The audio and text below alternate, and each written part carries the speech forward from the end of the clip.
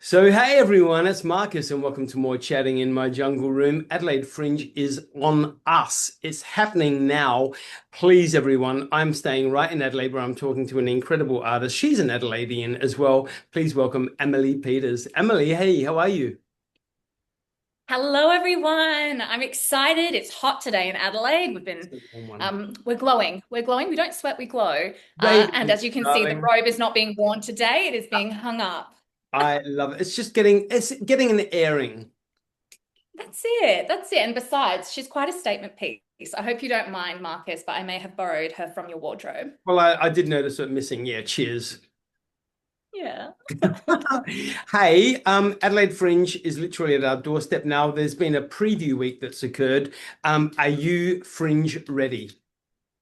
Am I fringe ready? I am always fringe ready. You give me a microphone and a stage, and I am ready to go. Rain or shine, I will entertain no matter what.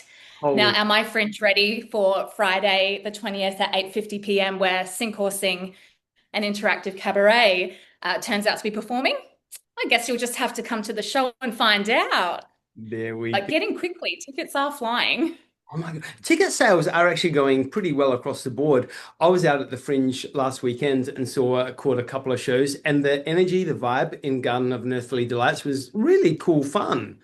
Um, Yeah, I saw it was buzzing. Like all of Rundle Street was buzzing. Oh my goodness. We're all just getting a little bit excited now because you know we all hang out for this. Of course, everyone, the name has been dropped. It's called Sink or Sing, an interactive cabaret, which is going to be playing from Friday, the 20th of February, like Emily just said, through to Sunday, the 1st of March at the Bank SA Theatre, right at Gluttony, in Rymal Park. Fun times. So, I have not seen the show. I know that's been around before, but I've never seen it. What can we expect? Oh my goodness. Well, first of all, I'm incredibly biased, so I will be glad to toot my own horn here. Oh, One, you get to see some fabulous vocals by a vocal coach, but also the band is insane. And what's in it for the audience is think pub choir, but original songs in a cabaret style. And all of them are written by myself. And it's going to be just such a whirlwind because we're bringing this back from the Edinburgh Fringe Festival. And it was interesting trialing the material on a like international scale with a different kind of nationality behind it. And it's so targeted towards Aussies. So I'm so curious to see what this season's going to do. And like people are still singing the songs and sending me DMs from Edinburgh. So I'm very excited to see what Adelaide is going to do with this show. It's going to be insane. you had me at so many keywords there. You had me at choir, engagement, pub, all of it. I'm there, honey. And cabaret, of course. Um, Oh, of course. Hey, so how did the show all come about? What was the first initial concept all about for you? This is a very good question, Marcus. The concept of the show came about from my first season in Gluttony with a previous show called Retail Reality, which was a one woman, one keyboard show. That was it.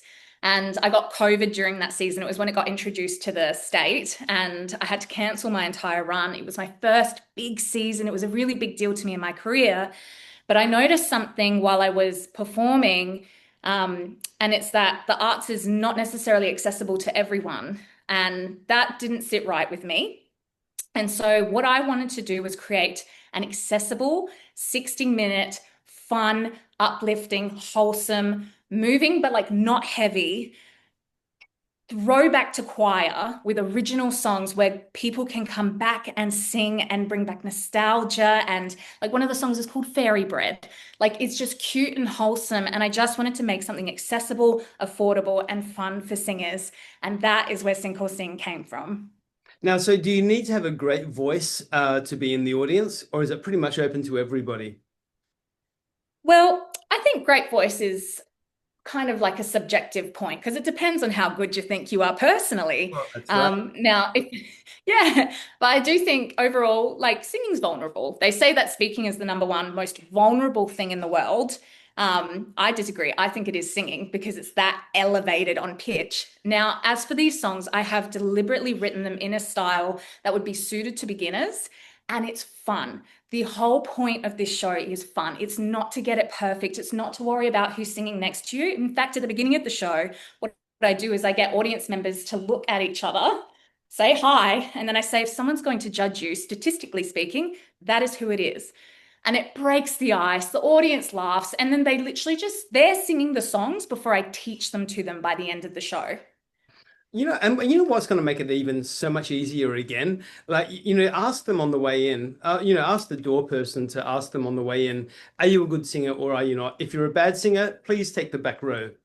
So, honest, I know, are we allowed to judge people that way? I think, I think, look, as a vocal coach, my philosophy is that anyone has the ability to sing. So your voice is a muscle, you just train it. However, everyone's going to have their own limitations. Everyone's going to have their own limiting beliefs. And I think with the magic of the Fringe, knowing what is available before stepping into a show like this, there's many other opportunities that you can do to butter yourself up in whatever way that may be, to get that confidence and that courage to give it a go. And at the end of the day, it's courage. We just did a love story. Someone met a dear friend of mine, Georgia. She met her now boyfriend, Nathan, through Sync or Sing. And he is not the target demographic at all. He's never been to Cabaret. Actually, I'm paraphrasing. Don't come for me, Nathan, if I got that wrong. But he's not a frequent at Cabaret. And he loved it. And the fact that he went actually made Georgia sit up and go, this guy's keen. Like he was willing to be vulnerable and sing at this like super girly fun show. I like that. And they ended up together. Like you do not know what is going to happen if you just take that risk and that step and show that courage with singing, whether you think you're a bad singer or a good singer, it doesn't matter. love, you keep on selling it for me. Like, I'm single, I'm coming along. You never know what's going to happen. You don't. You don't. And like we have this running joke at the moment. There's a matchmaker. So he'll be at the shows and he'll be looking through the crowd, being like, all right, you guys, you can match together. I usually find my perfect partners in the back row, so that's where I'll be sitting. Okay, noted. I'll pass this on to my team and we'll see what we can do for you. Hey, so like you were saying, all original songs in this production. How many tracks are there? How many songs have you written for the show? So there is 10 songs, not including the overture and the playoffs. So technically that's 12. And then because we had a 60-minute time limit in Gluttony, one of the songs got cut. So technically there's like a bonus song. Now, I'm not saying it will be played every show, but there may be capacity throughout the season to put in a little bonus song. I'm just saying it might be on a random night that you guys might attend and you're not going to know, and all of a sudden it's the pop-up. So in a nutshell, there's 9 original songs that are going to be played and performed and sung, and they're all hard. Well, for me, they are hard. Sync or Sing absolutely sounds like a terrific show. You've sold it on so many different levels for me, and I'm definitely going to come along and see the show based on your talent alone. Anything else that happens, I'm going to go with it. But based on your abilities as a performer, I can't even wait.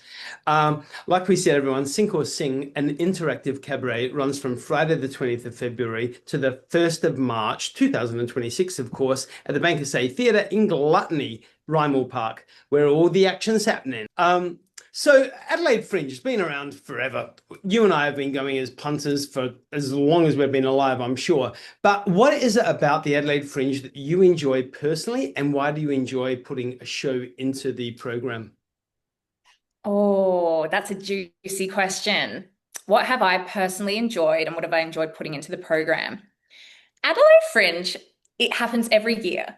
And it is the second largest arts festival in the Southern Hemisphere. Like, how cool is that that we've got that in our backyard? One, just that. And it goes off. Adelaide comes to life every single February and March, and it is the best time. And I think being an Adelaidean, you get to live through different seasons. So it's like last Adelaide Fringe, I did this, and I don't know, I was dating this person, and I was having this adventure lined up after the Fringe. And like, it's a moment to check in with yourself and see where you are in life. And that's what I love about it. And Fringe sparks creativity and inspiration. So, I mean, obviously, like, what's there not to love with Fringe, not to mention the singing that's involved. And then why do I love putting on productions in the Fringe? I think, again, it's the accessibility aspect. Like, we're lucky to have this platform, but as someone who is a creator and does put their productions in, I think what's been really special for me is having done the Fringe since 2017, performed overseas on my first Fringe season. It wasn't my show. I was on tour with another show, but we went to New York City and we toured to Perth, Melbourne, and Adelaide, all in one hit. But also, I think it's developing a show and watching it grow. Even if it flops, even if it sucks, like you get to do it and then try it again and then just watch it compound over time. And I think that is something that is so fascinating and so interesting as a performer. You just dropped another word there that I'm going to pick up on, flops. I went to see Arthur Hull, who was on The Voice in 2024, went and saw his show over the course of the last weekends, which is the musical was called Flopped. The best songs of the worst musicals. Incredible show, incredible. So that was one of my picks so far from last weekend. Have you got any other shows that you might want to get along to? So, as in, are these are my recommendations? Yeah, give me some recommendations. Oh, always, always. I always get nervous at these kinds of questions because I don't want to upset anyone and miss out on them because there's so many fantastic artists. Because you have asked so beautifully and politely, Marcus. I will give you my 2 cents of some shows that I think you should go and support if you have the capacity. So, Mel and Sam. They are cabaret artists and their shows are incredibly funny. It's all original music, female-led. We've got Millicent Saar, Too Tired to Smash Patriarchy, and she's a local Adelaide girl who also does original music with the Keys. There is Gabby Bolt. She's another female-led cabaret artist coming in. I think she's from Melbourne, but she writes all of her own stuff, and I've been obsessed with watching her stuff online. I haven't seen it in person yet, so I have no doubt it will be fabulous. And so I don't know where I was going with that. Gabby, don't come for me. And then, and so there's so many shows out there that you can go and support. And at the heart of it, I think if the vocals are exceptional, if the music is to die for, and if it's original, just that on top of it, you have a trifecta and you cannot go wrong. Again, these are just some. This is the tip of the iceberg and what's the top of my head. Adelaide artists, do not come for me. And if you do want to shout out, message me online and I will do what I can. Love it. Love it. And everybody on onyourmarcus.au, obviously there's going to be a lot of hot tips and all that as we go along, whether it be the website or the Facebook or Instagram. So follow along on socials, everybody. Oh my good Lord, Amelie Peters, I cannot wait to catch up with you at the show. Like we said, one more time, everyone, Sink or Sing, an interactive cabaret. Get onto the Adelaide Fringe website and grab your tickets. Hold that up again and talk so you take over. Sink or Sing, an interactive cabaret. Get your tickets and don't miss out on the fun. I can't wait. And because you are a very kind and very generous person, you have kindly given us a double pass to give away for one of the shows as well. So everybody get onto the win page of the website and do a little bit of a search down. There's a lot of competitions on there at the moment, as you can imagine. That Amelie Peters show is on there. Enter quickly because it's going to be drawn, I think, next Monday. So get in quick. Amelie, have a great Adelaide Fringe 2026, and I look forward to seeing you on stage. Thank you very much, Marcus. And I mean, hey, we might find love for you at Sink or Sing. Watch this space. And give me back that dressing gown, darling. You'll have to fight me for it.